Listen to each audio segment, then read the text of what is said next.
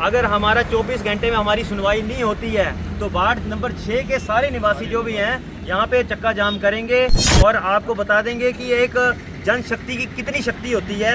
आपको बताएंगे हम कि हम क्या कर सकते हैं, क्या नहीं कर सकते हैं। अगर हम कोऑपरेट कर सकते हैं ना तो हम अपना हक भी ले सकते हैं, हम अपना हक भी ले सकते हैं। इन्होंने हमें बहुत खज्जल किया हुआ है हर चीज़ में।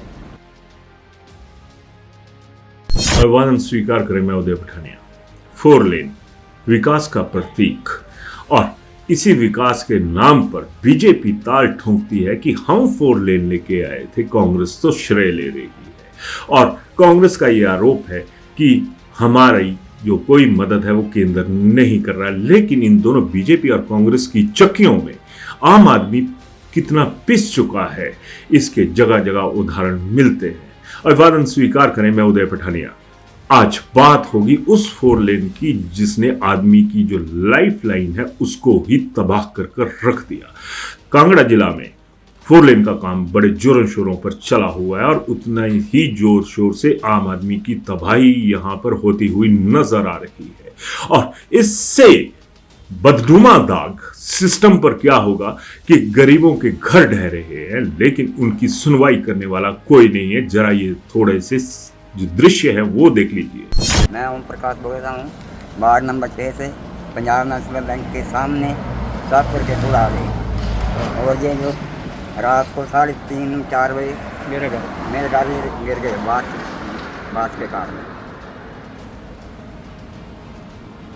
आपकी क्या मांग है प्रशासन और 4 लेन से? ये है कि मेरा जो काम होना चाहिए। हमारा ये मकान गिरा है, उसके बाद कल हम सुबह जो है एसडीएम साहब महोदय के पास गए थे। उधर बाकायदा हमने लिखित में उनको दिया कि हमारा ऐसे ऐसे मकान गिर गया है।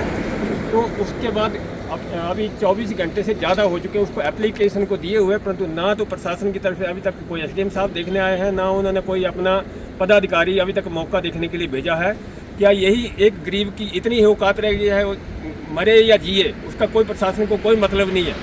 प्रशासन को जब देखो एक एसडीएम साहब जो है इधर का मुख्य अधिकारी होता है, उसके बाद खुद जाकर के एप्लीकेशन दिया, भाई हमारा घर ऐसे हो गया, हम बिल्कुल रोड पर सामान गिरा हुआ है, परंतु क्या उनका कोई अधिकार नहीं बनता अपना नीचे को कोई पता अधिकारी भेजे, जाकर के मौका देखे तो थोड़ी राहत मिले। आज तक कोई कुछ नहीं हुआ अभी तक। 10:30 बजे हमारे प्रशासन से यही मांग है बिल्कुल भाई, अगर हमारा अगर जायज ये उचित नहीं होता तो हम पूरे गाँव वासी कल जो इस NH 154 को कल पूरा जाम कर देंगे, हम चक्का जाम करेंगे। और दूसरी ये है कि इनको राहत मिलनी चाहिए, इनको इनके पूरा जो भी नुकसान की भरपाई होनी चाहिए। और आज 10:30 बजे एसडीएम साहब ने बोला था भाई ये पटवारी और कानगो आएंगे, अभी तक 1 बज रहा है, 1:30 बज रहे हैं, पर अभी तक ना कोई सरकार का कोई प्रशासन का कोई आदमी आया है, ना 4 लेन का बंदा कोई यहाँ पे आया है। एक छोटा सा रेहड़ी जिसमें ओम प्रकाश नाम के एक व्यक्ति सोडा बेचा करते हैं, लेकिन उनके घर की हालत आपको नजर आ रही होगी कि एक तरफ से ये पूरा घर ढह गया और इसको ढहे हुए अभी तक 24 घंटे के करीब का वक्त हो चुका है।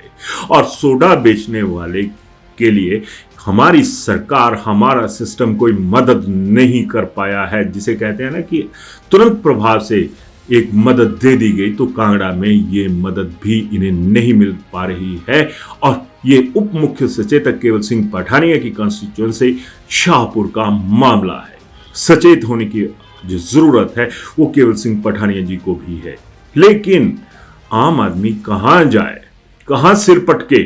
यहां पर आपको नजर आ रहा होगा कि जो रिटेनिंग वॉल डंगा लगना था इसके घर के पास चंद फुट का, वो भी नहीं लगाया गया। अपना रास्ता सरकारें निकाल लेती हैं, सिस्टम निकाल लेता है, अफसर निकाल लेता है, लेकिन यहां पर पिस जाता है तो आम आदमी, गरीब आदमी।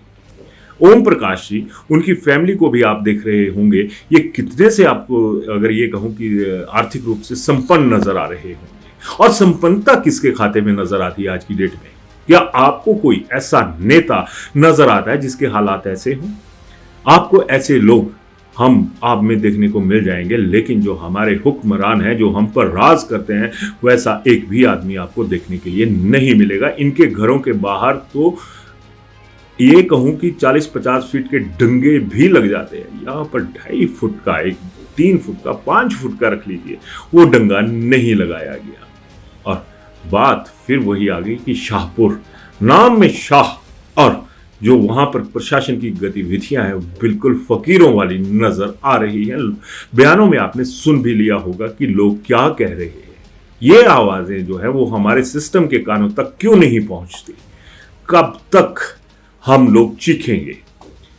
वही चीज आ गई कि जो हमारे कर्णधार होते हैं, उनके जो कान होते हैं, उस पर शायद जूं भी नहीं रेंगती होगी कि क्या जाना, असर तो होता ही नहीं है। लेकिन असर तो हम लोगों पर भी नहीं होता है। हर मसले पर हम लोग इनके साथ जाते हैं, इनके सामने खड़े होते हैं, हाथ जोड़ते हैं और ये कहते हैं कि हमारी मदद कीजिए। अपने हक कुछ समाज के भी बनते हैं, समाज भी कोसता है। जाहिर सी बात है, जब जिम्मा दिया है तो कोसेगा तो जरूर, लेकिन इन लोगों की कौन सुनेगा?